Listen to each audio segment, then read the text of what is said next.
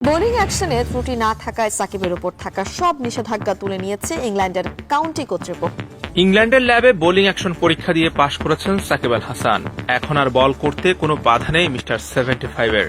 Coach Gareth ব্যাটির অধীনে এবার পরীক্ষা দিয়েছেন তিনি। সাকিব নিজেই বিষয়টির সত্যতা নিশ্চিত করেছেন।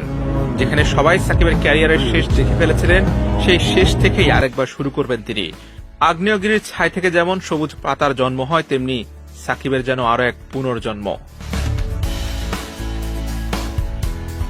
অবশেষে সাকিব ভক্তদের জন্য মিলল সুখবর। বোলিং অ্যাকশন পরীক্ষায় পাশ করাতে অচিরেই মাঠের ক্রিকেটে দেখা যাবে বিশ্বসেরা অলরাউন্ডারকে।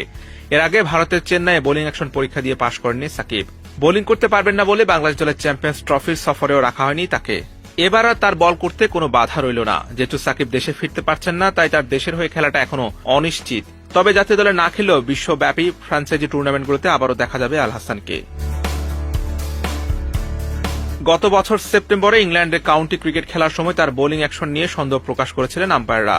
এজন্য ডিসেম্বরের প্রথম সপ্তাহে বার্মিংহামের লাফবোরো ইউনিভার্সিটির আইসিসি অনুমোদিত কেন্দ্রে অ্যাকশনে পরীক্ষা দেন সাকিব।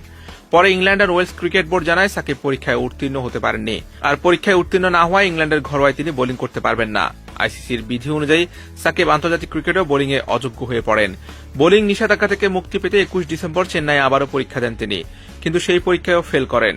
শুধু ব্যাটসম্যান হিসেবে আইসিসি চ্যাম্পিয়ন্স ট্রফির বাংলাদেশ দলেও জায়গা হয়নি তার। 18 বছরের আন্তর্জাতিক ক্যারিয়ার, হাজার হাজার রানের পাশাপাশি শত শত উইকেট, বিশ্বসেরা অলরাউন্ডারের তকমা। তবে ক্যারিয়ারের শেষ বেলা এসে নানা বিতর্কে ম্লান মিস্টার 75 সাকিব আল হাসান। তার বোলিং অ্যাকশন নিয়ে উঠেছে প্রশ্ন। আন্তর্জাতিক ক্রিকেট থেকে শুরু করে সব ধরনের ক্রিকেট থেকে বোলিংয়ে নিষিদ্ধ হয়েছেন সাবেক বাংলাদেশি ক্যাপ্টেন।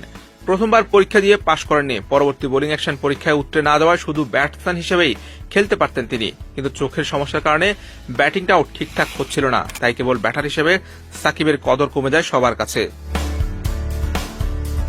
যেসব ফ্র্যাঞ্চাইজি লিগগুলো থেকে নিয়মিত খেলার অফার পেতেন, তারা তাকে দলে নেননি।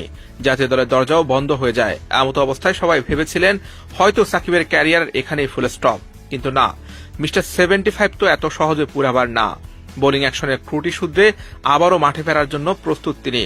ভাগ্য সহায় থাকলে লাল সবুজের জার্সিতে আবারও দেখা যেতে পারে বাংলাদেশ ক্রিকেটের পোস্টার বয়কে।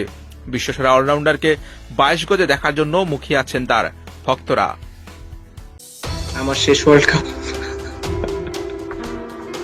যেদিন আমার কাছে মনে হবে যে আমি গাড়ির ড্রাইভার না প্যাসেঞ্জার, সেদিন আমি ছেড়ে দেব।